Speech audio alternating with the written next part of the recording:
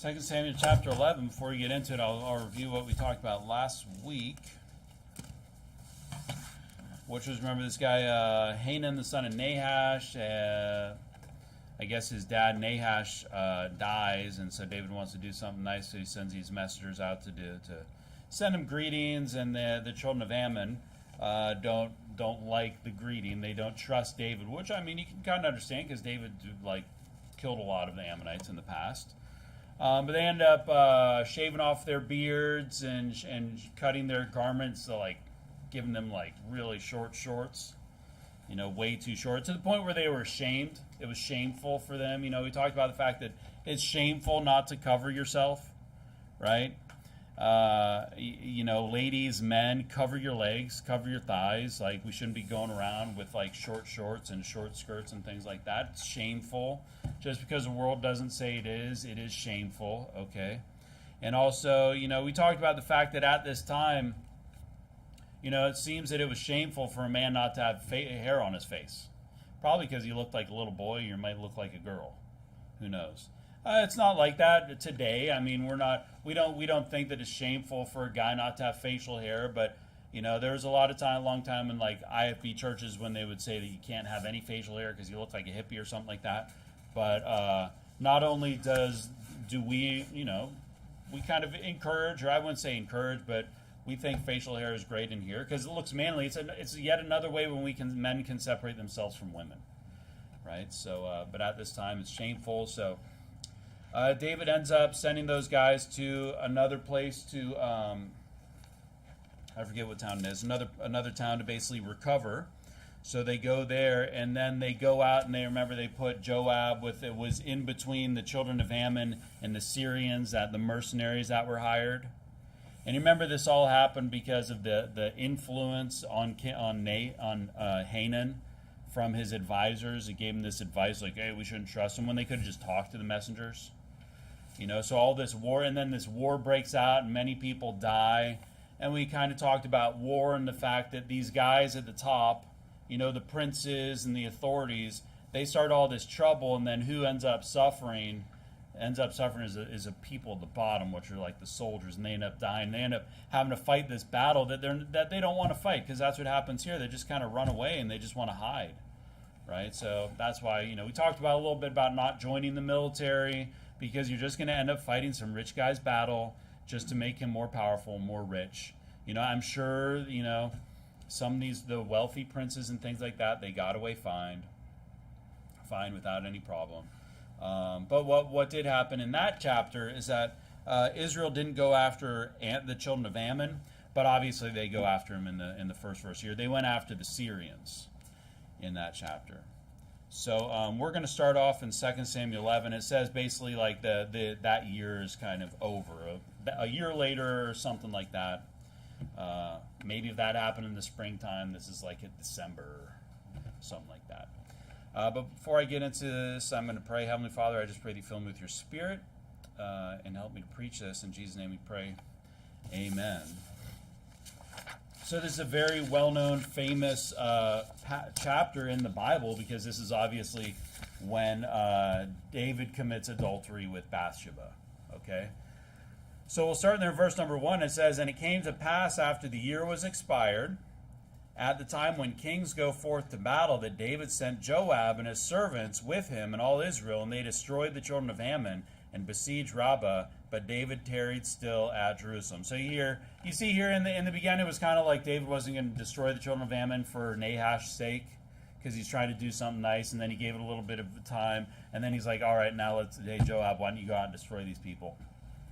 But I remember Pastor Anderson was preaching this, and I heard the fact that, noticing the fact that David's a king, and the kings are going out to battle, but for some reason, David's not going out to battle. He's sending Joab to battle. Why isn't he doing that? He should be doing what the kings are doing. So what's he doing? He's basically tarrying at Jerusalem. He's staying back at Jerusalem.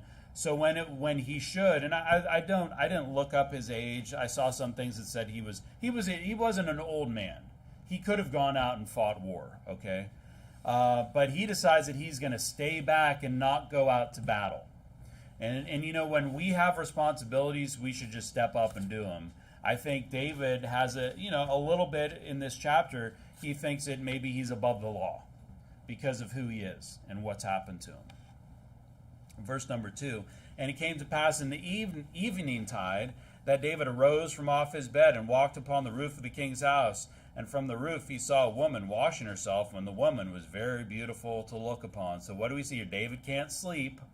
Well, he's not going out and he's not going to battle, what the men should do. And then he's staying back and he can't sleep. I don't know about you guys, but I usually don't have trouble sleeping through the night. There might be a couple times when I'm stressing about something. It doesn't say, it's not like, Darius can't sleep at night because he's afraid of Daniel in the lion's den. David is he keeps the light. To me, it seems that he's just restless because he didn't do anything. He was tearing around. He's just kind of twiddling his thumbs. He's just kind of bored. He's not doing what he should do. And what happens? He ends up getting up off his bed in the middle of the night. And I guarantee you, the vast majority of the people in this room, once you fall asleep, you're sleeping through the night. I mean, there's some people with some sleep issues and things like that, but you guys can go to Matthew 5. Whatever it is, David couldn't sleep. And so he looks out, I'll just read Colossians 3:23. It says, and whatsoever ye do, do it heartily as to the Lord and not unto men. We're supposed to be hard workers. Men are supposed to work hard. We should not forsake our responsibilities. We should go out and we should work hard. I'll tell you what, if you want to sleep through the night, why don't you work hard? Because I'll tell you what, if you work a physical labor job, or if you just work your brain all day long, you're going to sleep pretty well, okay? He should have been out in battle. He should have been working hard, not tearing around. It's kind of like he's just like, hey, Joab, I'm just going to chill. I'm just going to take some time off. He should have been keeping his eyes on some wholesome things. What do we have instead? He goes out in the middle of the night, and I imagine he's on the roof, and he looks out, and on the rooftop of another building that's over there, he sees this beautiful woman bathing herself. I guess maybe they have like a basin, and there she's bathing on the roof, and very beautiful to look at. He's like, wow, she's really pretty. And do you bathe with clothes on? No. I don't think that she's wearing clothes, okay? I mean, she's like taking a bath. It's interesting, her name's Bathsheba, and she's taking a bath on the roof. But anyways, so he's going out, and this guy has multiple wives at this point, right? He has multiple wives. Matthew 5:28 says, but I say unto you that whosoever looketh on a woman to lust after her hath committed adultery with her already in his heart. I mean, that's what he's done. He's already done that. He's got multiple wives that he could, if he wants to look upon a woman, he could call up one of his wives and he could look upon her. But what's the problem? The problem is that he's kind of, he's restless. His mind's thinking about all these things. He's probably not working hard enough to be able to sleep through, so he decides to go out, and there just happens to be this woman for some reason on the roof of another building, as I imagine it, or a balcony, or he's I don't know. However you think that this is, he's looking through her window. He's like a peeping Tom, looking through her window, looking at her bathing. But obviously he's not content with what he has. Let's go to Proverbs 5.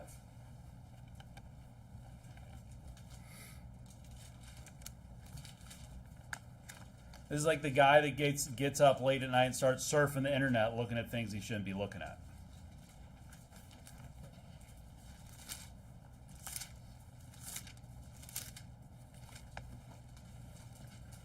Proverbs 5:18 says, let thy fountain be blessed, and rejoice with the wife of thy youth.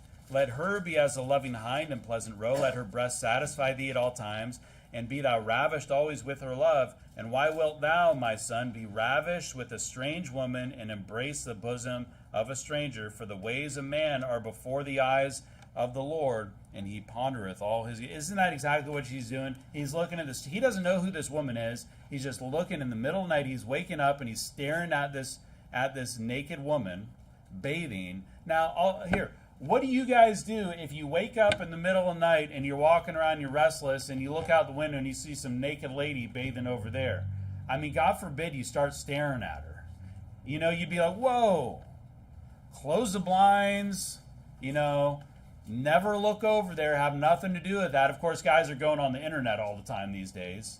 They're opening those blinds and then they're out hiding those things from there. Hey, don't go surfing around for inappropriate things on the internet, people. It will take you really way deeper and way farther than you want to go, okay? It's not harmless, it's very harmful. Work hard all day long, and then you sleep well at night. And if you have a problem being restless at night, you know what you do? Why don't you work hard, and then go home and go for a run. And you do whatever it takes so that you can actually just sleep through the night and not have be restless and walking around trying to look at ladies bathing on balconies. Okay? Why don't you just make sure that whatever you do, and you know what, hey, here's one thing to keep in mind in this chapter. Obviously, I think a lot of you know what happens in this chapter. The lady has the desire to be with the man in this case too. It's not just men that are doing these things these days. If you look at, I'm not going to talk, I don't have it in here to talk about like pornography, but there's a heck of a lot of women that look at this stuff too. So don't think it's just guys. I'm not preaching just guys. I'm preaching of the men and the women that, this is a problem that people deal with. And if you have a problem with something like this, maybe you just need to go run 10 miles before you go to bed. I guarantee you won't wake up in the middle of the night. Let's go to 2 Samuel, verse number 3. So he looks, and she's very beautiful, and he's watching her. And, that would be enough. He's already committed adultery in his heart. And David sent and inquired after the woman. And then he's like, hey, who, did he invite the guy up and be like, who's this naked girl over here? But anyways, he's like, who is this? Who lives over there? Who is that? And one said, is not this Bathsheba, the daughter of Eliam, the wife of Uriah the Hittite? I kind of see this as like, that's Uriah's wife, Master, like, Lord. Yeah, she's married. She's got her husband is one of your mighty men. They know who she is. I think they know why he's asking. I can imagine. It's extremely, he's being super sus. You know what I mean? Super sus. Go to Matthew 28.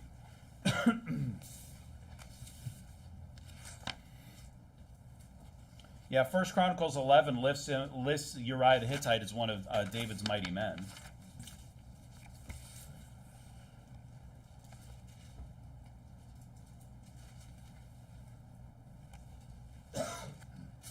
And where are we? Verse number... So we'll see in verse number 4 it says, and David sent messengers and took her. So basically he's like, who is this? And they're like, Uriah the Hittite's wife. And then he says, go get her for me. So he sends his messengers next door to get her. Where are we? Matthew 21, verse 28 says, but what think ye? A certain man had 2 sons, and he came to the first and said, son, go work today in my vineyard. He answered and said, I will not. But afterward he repented and went. And he came to the second and said likewise, and he answered and said, I go, sir, and went not. Whether then twain did the will of his father? They say unto him, the first. Jesus saith unto them, verily I say unto you, that the publicans and the harlots go into the kingdom of God before you. So you have this one guy that says that, it's like you got 2 sons, and you say, hey, go into the field, and this guy's like, no. But later he goes. So, it would be a sin. You're not supposed to honor our mother and our father. It would be sinful. It would be wrong for this son, obviously, to not do it. But he says no, and then he goes and does it. This guy, on the other hand, says, I'll do it, and then he doesn't do it. Which one transgressed greater? The one that never went. The one that didn't go. I'll tell you what. Acting on your thought, acting and speaking and thinking are very different. Thinking about doing something, if David was to look out there and lust after Bathsheba and then just, no, I'm a married man, she's a married woman, this is inappropriate, I cannot do that. Hey, he committed adultery in his heart, but I'll tell you what he does next is adultery in the flesh is not the same. It is very different. It is extremely different to act on your thoughts, okay? Is it the same thing to say that me thinking of murdering somebody is the same as me actually murdering somebody? No, those are obviously completely different things. You think about Davie Street, you're going to probably start thinking about doing some things you shouldn't. But it's completely different to think about what if versus you actually going down there and doing something. That is like night and day, okay? Hey, we have to be careful the things that we think about, because the things that we think about are manifestation of the things that are in our heart, and we need to make sure that our thoughts are pure and what we think about is pure. But I'll tell you what, acting on something is very different from just thinking about doing something. If you think like Tamar and what's his name, Amnon, thinking about Amnon being with his sister was wicked, but when he actually acted on that, he destroyed lives. Okay? When he actually kept it to himself, he was just, he was going through, he had problems, but then he just destroyed so much of his family by actually acting on that. It's one thing to think wickedly, it's another to act wickedly. It's like thinking about stealing, oh man, I really thought about stealing, versus actually stealing, totally different.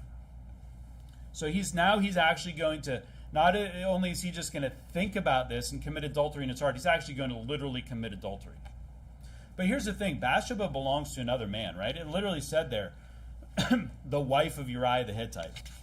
And we know that, a husband and wife, they're joined together, they're one flesh. My wife belongs to me, I belong to her, and what is he doing? He's looking at and he's coveting this woman. He wants to be with this woman, and why? It's not appropriate for him to have that woman. Okay? Now, some people would say that coveting is just wanting something that someone else belongs, but if someone else owns, right? But if you go to the store, someone owns all those goods that you're about to buy. I'm not coveting the box of cereal before I buy the box of cereal. I'm well within my means to buy a box of cereal, right? I'm not coveting everything that I ever buy or every purchase or ever want. If I want to buy, a guitar and it's like a $300 guitar and it's like, yeah, I can do that. Like, I'm not coveting his guitar. You know what I mean? It's like, yeah, hey, I'd like to have that someday. Maybe I will. It would be wrong though if it's like, I want that guitar. I want yours. I want it now, and I need it. It'd be different. I was thinking about this also. It'd be appropriate for a single man to desire to like a man's daughter as his wife, right? Isn't that normal? Isn't that how couples? Why? And she belongs to the dad, right? She's in his house. Why? Because she's available to him. But it's wrong. For a man to desire a woman that is someone else's. Why is that? Because that's something that he can't have. Covetous also has this thing about you want something that you cannot have. And I'll tell you what, if you're married, you cannot have a wife. You cannot have two wives. Okay? I do not look forward to the day when people in Baptist churches try to start bringing in multiple wives into the church. I guarantee it's not that far into the future. Show me in the Bible where it says we're supposed to kick people out for polygamy. Seriously. Good night. Where's the world going? Where's the world going? Towards polygamy and all these weird relationships that people have, and they've got they're just all living together, But I'll tell you what, if a married man, that includes divorced people, wants to be with some other woman, that's covetousness. David is coveting Bathsheba. He cannot have her, she is taken. He's married. It'd be a different story, I guess, if she was not married, because David has multiple wives. But in this case, she is taken. He cannot have her. He's coveting this woman. He's coveting Uriah the Hittite's wife. He's breaking like one of the basic commandments of the Bible. But what we do see here is that David is not just looking and lusting after this woman, but he's also basically just going to destroy one of his most trusted men's lives. This guy that literally, what you'll see in this chapter is he'll do anything to just put David first in the army in Israel.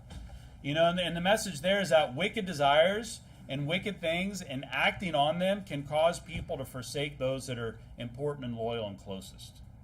People will be overcome with lusts and desires, and they'll forsake their own family and their own friends and their church and the people that are closest to them, and most important, just to satisfy their desire. And that's exactly what he's going to do here.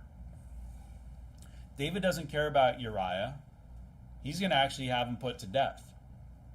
And he doesn't care about whatever repercussions there are. He's just focused on this moment. And sometimes that all it is like it's this moment.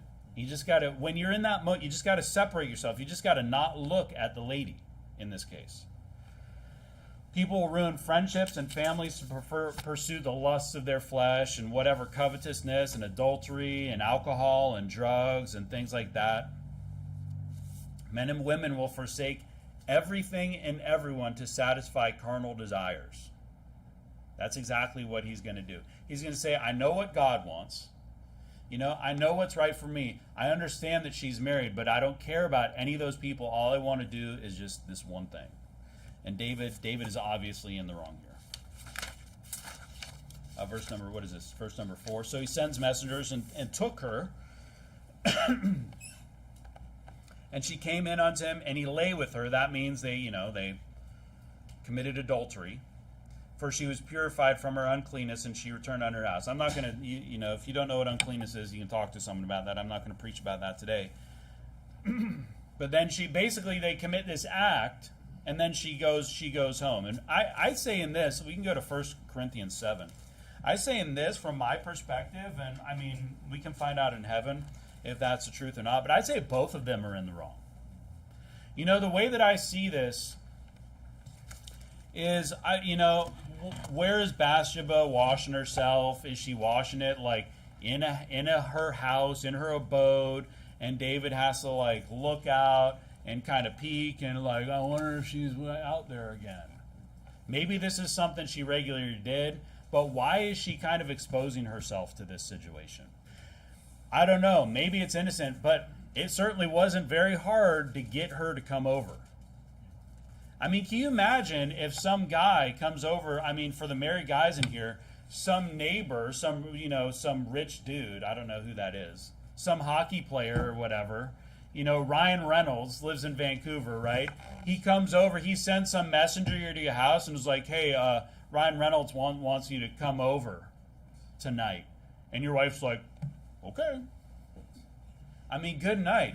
Like, she obviously she has this desire too.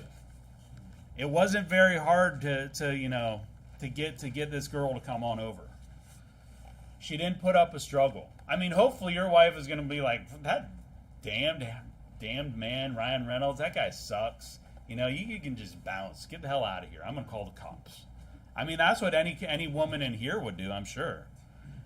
If not, just punch the guy in the neck or something like that. We do look at this as David's weakness, but I also see it as a weakness of Bathsheba. I'm not going to put the blame on her because David's the bigger man. David's the higher person here. It's like in these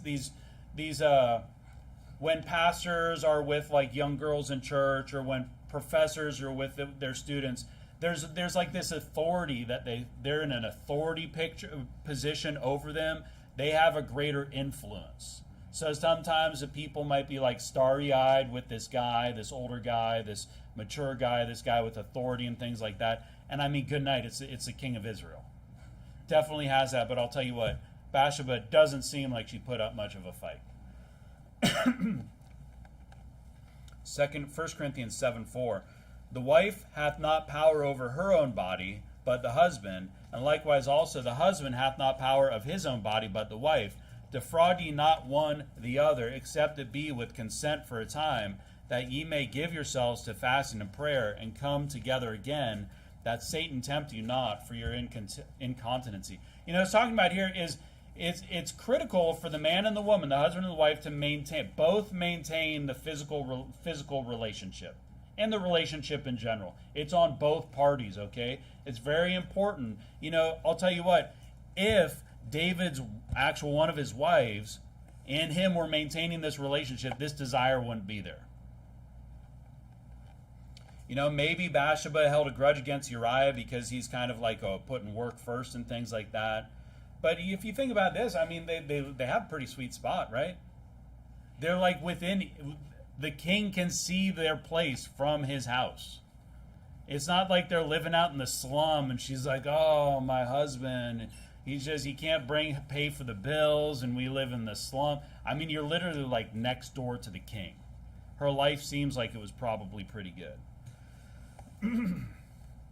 So I'd say both people are in the wrong here. I don't need to overemphasize Bathsheba here, but I just think that that's an important point that I feel like making, because I want to talk about the fact that both men and women need to make sure that things like this don't happen.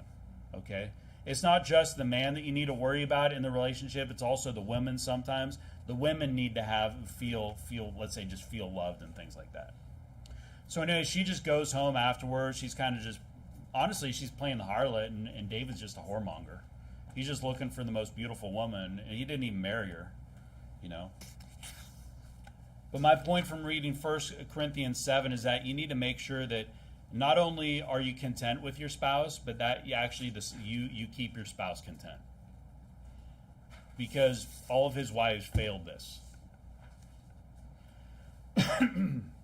And David could just as easily as David could send messengers over to Bathsheba, he could have sent messengers to his wives. Okay? Let's keep going. And the woman conceived and sent and told David and said, I am with child. Go to Numbers 32.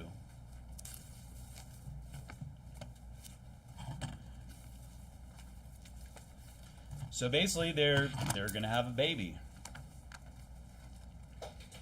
Pastor Anderson said, "Congratulations on your bastard," right? Didn't he tell that to like one of his family members?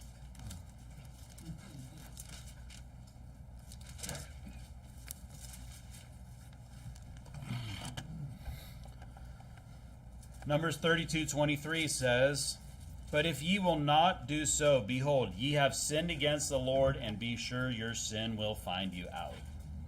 You know, I'll tell you what, your sin's going to find you out. And in this case, David's sin is going to find him. It's going to find out. Bathsheba's sin is going to find her out pretty quick when she's got that baby bump. In 9 months, when she gives birth to a baby, it's going to be pretty obvious that something happened. Something went down. Why? Because where's her husband? Her husband's out at battle, where David should be. Never would have happened if David had just gone out to battle. Never would have put himself in that place if he'd just gone out to battle like all the kings did. You know, it could have been kept a secret the whole time, but now she's with a child.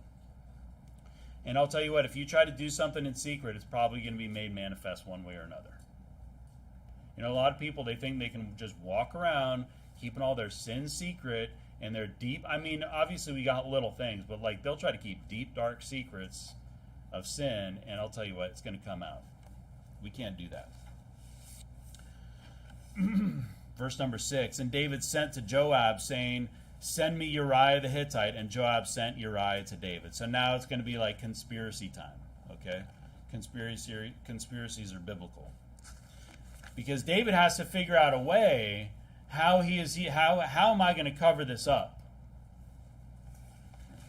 First off, all his messengers are going to know what's going on, right? And when verse number 7, and when Uriah was come unto him, David demanded of him how Joab did, and how the people did, and how the war prospered. Must have been a very strange thing to happen to Uriah, to be personally called back, you know, to meet with the king, you know, from the battle, and it's like, just me. Okay, this is kind of weird. Maybe it's some kind of test to see if I'm faithful or not. Imagine what would happen if you were in his position. It'd be kind of weird, right? Verse number 8, and David said to Uriah, go down to thy house and wash thy feet. And Uriah departed out of the king's house, and there followed him a mess of meat from the king. So basically he says, okay, yeah, well, hey, thanks for the report. Now you should go back to your wife. Why? Because he wants him to like cover his tracks, right? So that he'll think that the baby is his. Even though the timeline would not work out, he wants to think that he wants to just kind of cover things up. He's hoping that, you know, them being together would cover his sins, so that Uriah is going to think that that's his baby. And you can speculate as to whether you think that Bathsheba and David are in this together, which I wouldn't be surprised. They're probably meeting and talking. How are we going to work this out? What are we going to do? Verse number 9, but Uriah slept at the door of the king's house with all the servants of his lord, and went not down to his house. So he doesn't go. And when they had told David, saying, Uriah went not down unto his house, and they're all in on this. All these guys know what's going on, right? Uriah went not down unto his house. David said unto Uriah, camest thou not from thy journey? Why then didst thou not go down unto thine house? And Uriah said unto David, the ark and Israel and Judah abide in tents, and my lord Joab and the servants of my lord are encamped in the open fields. Shall I then go into mine house to eat and to drink and to lie with my wife? As thou livest, as thy soul liveth, I will not do this thing. So I mean, we men would look at this and we'd be like, wow, what an honorable man. And I would say, yeah, he's thinking about all of his fellow soldiers that are off in battle and they're sleeping in fields and they're miserable. And he's like, who am I that I'm going to come back here and enjoy time with my wife and all of this food? I mean, it's like he's suffering with them, right? It's like solidarity with the men. He's like a real man's man. And I understand that, you know, sometimes men do need to make sacrifices for others. If he goes back and he starts telling them about all this vacation that he went on, you know, there might be a little bit of bitterness. There might be that might affect the relationship that he has with them. Go to 1 Peter 3. But I don't know, the women in here are probably thinking like, well, he should have come. I mean, if I'm away on a business trip, if I'm away on a trip for like 3 months, and then my boss calls me home, and I leave some coworkers, and it's definitely not the same as battle. I leave coworkers overseas, and I come back, and I'm like, hey, man, you know, I'm not going to go see my wife because I'm thinking about the fellows over there, and they can't see their wives, so my wife would be upset. Good night. That would be like, I wouldn't even want, I probably shouldn't even go home after the whole trip's over. That'd be bad. But you know, I think what the right thing to do, and I think maybe this is one of the reasons that I'm not going to justify why Bathsheba did what she did. You can't justify what David did, what he did. All he's doing is he's got wives. They're right there. He could just call them up, be like, hey, send up the pretty one. You know, whatever it is.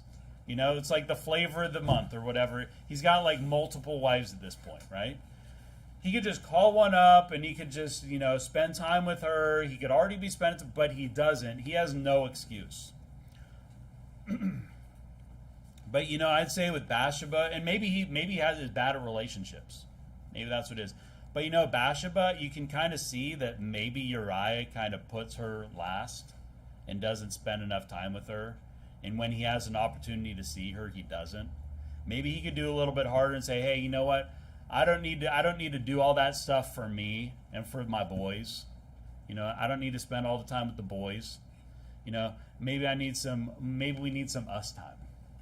Maybe I need to take some time out. And it's very important that as men, you know, sometimes we got to put things aside and do things for the wife. And hey, you know what, wives, you need to do the same thing too. I like this verse here in 1 Peter 3:7. It says, likewise, ye husbands, dwell with them according to knowledge, giving honor unto the wife as unto the weaker vessel, and as being heirs together of the grace of life, that your prayers be not hindered. I like that part, dwell with them according to knowledge, because I think it's important for husbands and wives to live with each other how in a way that that your spouse needs to be lived with. You need to love them the way that they need to be loved. And you know what? Hey, if your wife needs to hear you say, I love you every single day, well, you know what? You should do it. Maybe you don't need to hear it because I know she loves me. But maybe she needs to hear it. And you know what? Hey, maybe your wife is feeling a little bit lonely, Uriah, because you're always out with the boys and you're always focused on work and you're just a workaholic. And when you have the opportunity and I'm right there, you don't even come say hello. You don't even come say hi, you know. I'm not making an excuse for her, but you know, there are some things that we can do that can push people over the edge. And you know, we should do whatever, as spouses, we should do whatever possible to make sure that things like this never happen.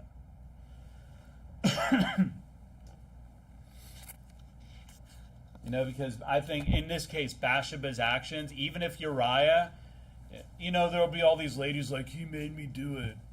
Oh, he pushed me into adultery because, you know, he's always working on... No. Those things are not equivalent, okay?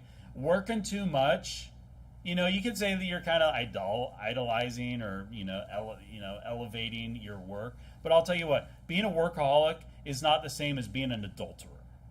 Give me a break. Those things don't compare. You know what? Lady, don't go there because it's not the same. You cannot justify adultery. Nothing. You will never be able to justify adultery to me. Never. There's something like murder. I mean, just like cold-blooded murder, unless it's someone that like breaks in your house and that's self-defense. Just like I didn't, like these people, they get the wrong drink at the the fast food store, and then they go in and like murder the person. It's like those are totally two different things. Only in America. Those like things like that really happen. There's some things that they're not the same. So he doesn't go down there, and David said, go to actually just stay in 2 Samuel 11.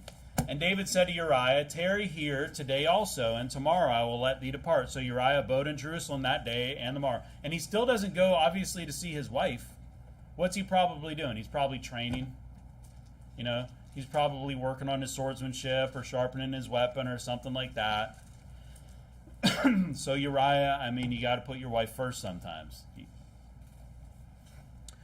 13, and when David had called him, he did eat and drink before him, and he made him drunk. And at even he went out to lie on his bed with the servants of his Lord, but went not down to his house. Let's go to Habakkuk too.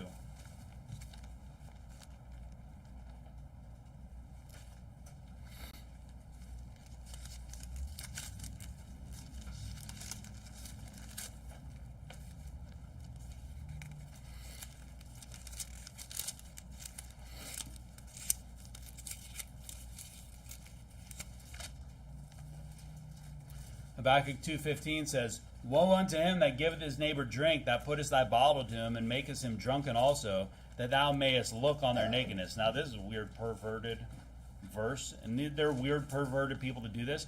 But hey, I'll tell you what, we often think like the neighbor's bringing over his neighbor friend, like a guy's bringing, but I'll tell you what, this happens all the time with girls. All the time with girls, guys are trying to give girls drinks so that they can what? Look upon their nakedness.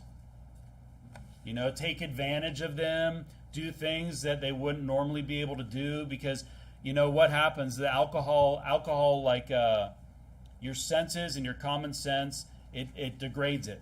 And you start thinking stupid, you can't think right, and you do things that you otherwise wouldn't do.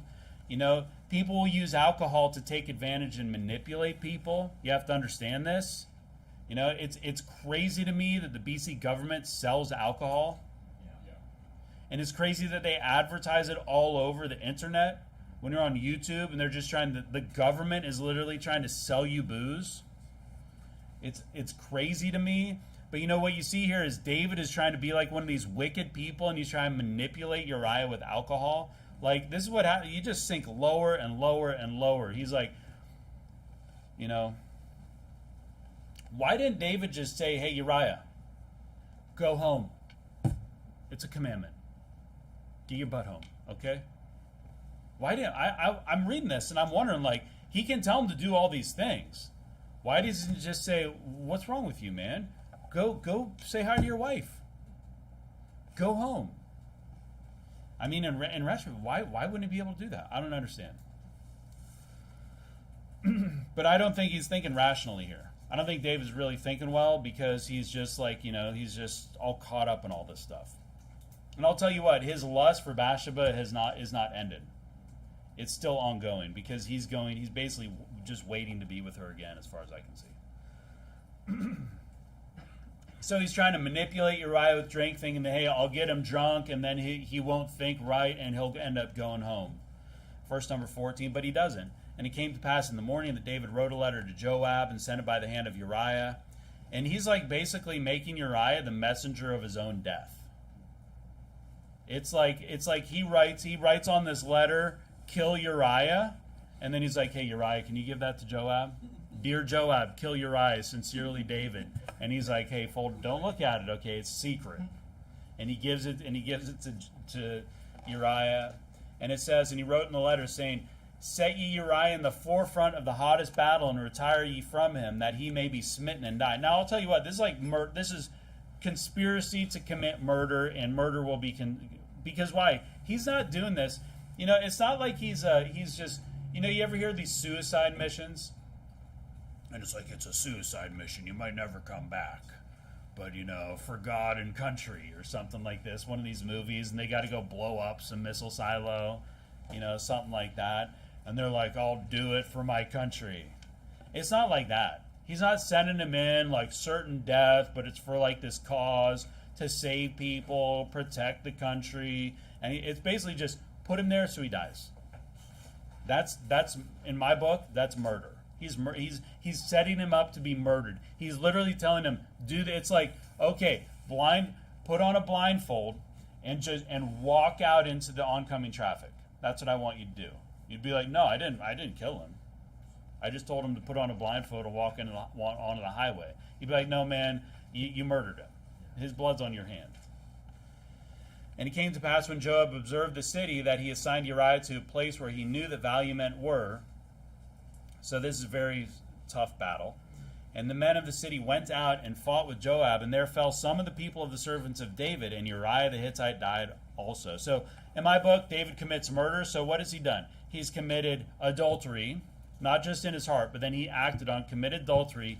He's committing all kinds of weird conspiracies to cover his sins, and now he's committed murder.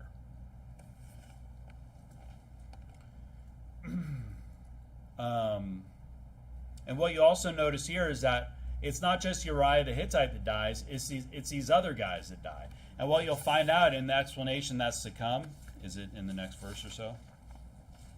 Yeah, let's keep going.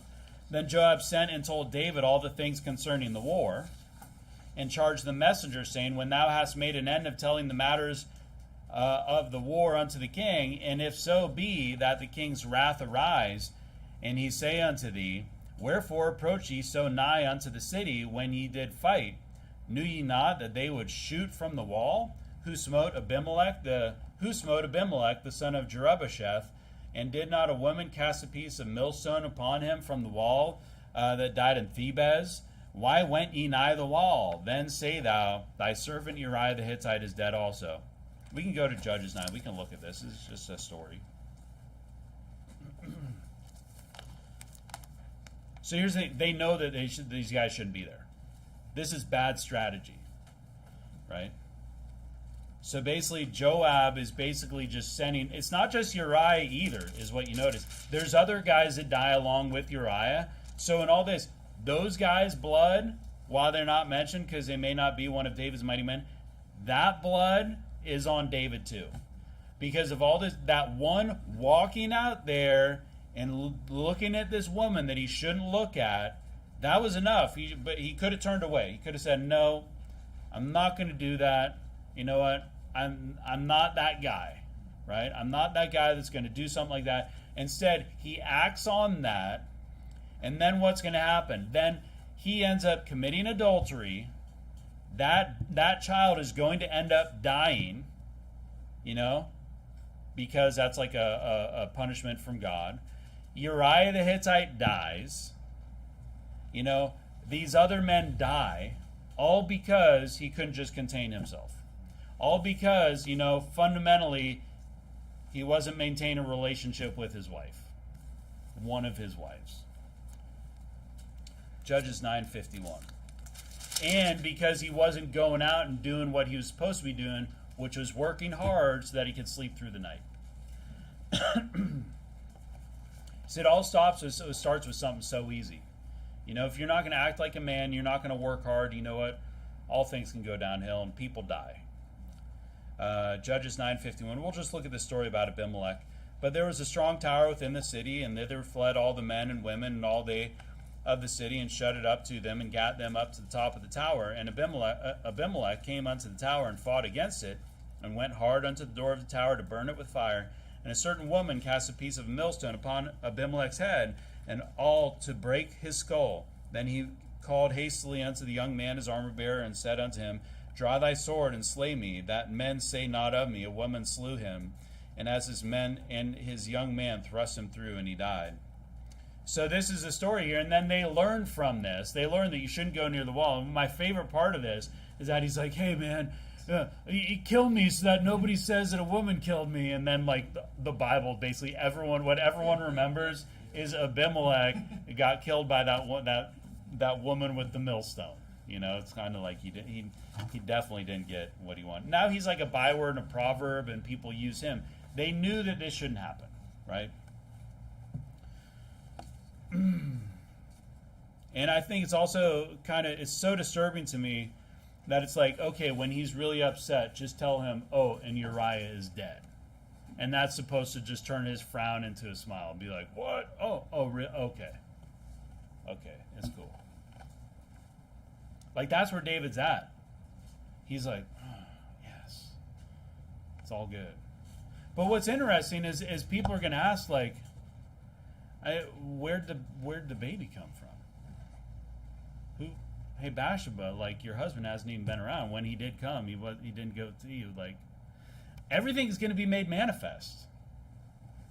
So everything is totally unnecessary. I'll tell you what. You start going down the pathway of sin, you're going to make stupid decisions, and you're going to make dumb mistakes, and you think that you're going to be so smart and have all these conspiracies, like, I'm going to do this and I'm going to do that, and then, it's just going to be foolishness in the end, and everybody's going to know the truth, and all those things he did is just going to end up worse because he kept just trying to, like, cover it up and cover it up and cover it up. Verse number 22. So the messenger went and came and showed David all that Joab had sent for him. And the messenger said unto David, surely the men prevailed against us, and came out unto us in the field, and we were upon them even unto the entering of the gate. And the shooters shot from off the wall upon thy servants, and some of the king's servants be dead, and thy servant Uriah the Hittite is dead also. So he actually does a really good job of delivering that message, right? Then David said unto the messenger, thus shalt thou say unto Joab, let not this thing displease thee, for the sword devoureth one as well as another. Make thy battle more strong against the city, and overthrow it, and encourage them. He's like, that's the thing about war, is like sometimes people they die. So hey, you know what? Just get back out there. Tell them to just, it's all good. Like, what a twisted attitude when one of your mighty men dies, and you're like, well, that's the way the cookie crumbles. I guess it just wasn't his day, was it? Sword devoureth one as well as the other. And when the wife of Uriah heard that Uriah, her husband, was dead, she mourned for her husband. And when the mourning was past, David sent and fetched her to his house, and she became his wife and bare him a son. But the thing that David had done displeased the Lord. So Bathsheba, mourns for a period of time, and then she marries David. Maybe she didn't have much of a choice because her husband had been murdered, and she had a baby coming, and she needed a man to take care of her. But, it probably wasn't so bad to be married to the king of Israel. But whatever happens is it's just kind of, they're just going to go on with things. And then everyone's going to know that David slept with Bathsheba, and everything's made manifest. So all the effort that they went to, it just ended up, he could just stolen Bathsheba. But he didn't. He ended up having to murder a bunch of people and cause a lot of trouble. And it doesn't say that Uriah and Bathsheba had children. I always assume that they never had any children. But how terrible would it be if they did have children and David puts the father to death? Go to Genesis 38. I'll just look at a couple more verses here. So this is like one of the lowest points for David, if not the lowest point. And you notice that the lowest point for David doesn't come necessarily when he's being chased by Saul, and when he doesn't have a home, and when all these people hate him. It comes when things are good. When things are good, he gets a little bit too comfortable. He lets his guard down. He says, hey, you know what? We got a strong army. Joab's a good guy. Like, he's strong enough. I don't need to go out and do that. I'm just going to kick back and do this. And you know what ended up happening is he commits adultery, his child dies, and other people die too. So when things are good, doesn't mean you let your guard down. Genesis 38:10 says, and the thing which he did displeased the Lord, wherefore he slew him also. You might read that verse, what David had done displeased the Lord, and be like, he was just like, that's a naughty thing, David. Shame on you. You don't do it again. No, when people this is Onan. When people displease the Lord, like, they die. Like, that's how God feels. As far as God is like, man, this guy, my man David, like, what have you done? And he's going to end up, the next chapter is about Prophet Nathan comes and deals with him. Now, David does have a good response, because David knew the whole time what he was doing was wrong. Numbers 11:1. And when, we can go there. We got plenty of time.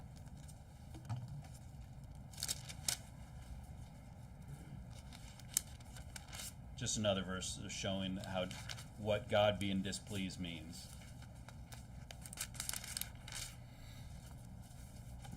Numbers 11:1, and when the people complained, it displeased the Lord, and the Lord heard it, and his anger was kindled, and the fire of the Lord burnt among them and consumed them that were in the uttermost parts of the camp. So you might just brush over that displeased, but that means he's extremely angry with David, okay?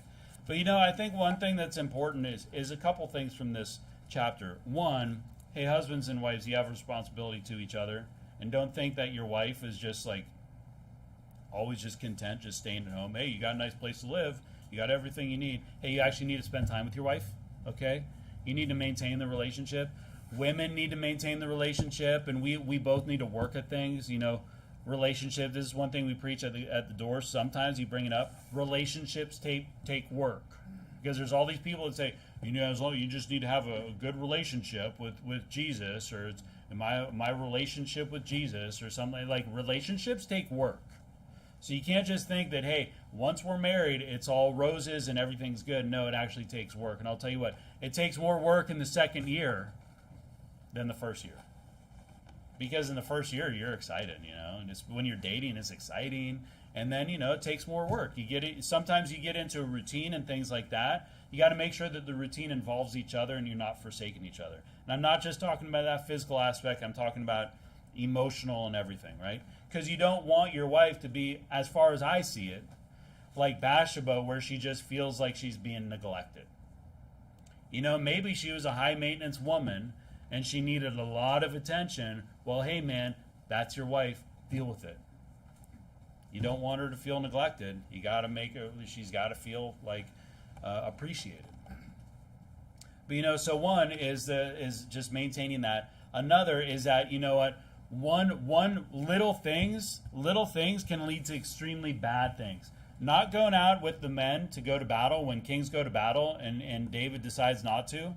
That led to him, chilling at home, waking up in the middle of the night, looking at this naked lady, looking at something he shouldn't. And then when he decided that he was going to act on that, because he's like, I guess he's thinking, I'm the king, I can do whatever I want, which he could.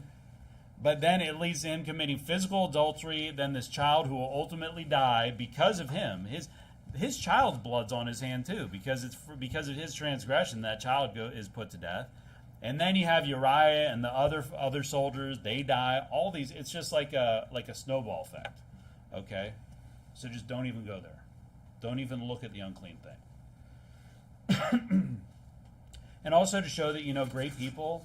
Great men of God, which David is, obviously, it can make huge mistakes. So don't think that you're invulnerable, okay? Now, I would say that in the Bible, a lot of the stories are very extreme. We're not kings of Israel, we're especially in the Old Testament. For us, there's it's a very extreme physical example of things. But I'll tell you what, these things can happen to us too. We can be tempted. We can look at things we're not supposed to. You'd say, I'll never do this, and then the circumstances just happen 10 years from now, and you're in that situation, and you God forbid you would be like David and make the same stupid mistake that he did and cause so much pain and suffering. Really great people can make God angry and bring his judgment upon them. So don't think that you're invulnerable to that. So, yeah, I won't go through my summary because we already went through it. Talked about covetousness and adultery, keeping busy, being content with your spouse, keeping your spouse content, fact that your sin will catch up with you. Because here's the thing, like, God knows everything anyway. He knows everything. So you can try to hide it from the people all you want, but God knows. And ultimately, who cares what the people think if God knows, right? With that, let's pray. Heavenly Father, thanks so much for the people here. Just pray that you strengthen us. Pray that you'd keep us healthy, and for those that aren't feeling good, that you get them healthy and 100%, so we can all be back here on Wednesday and Sunday. And just pray that you'd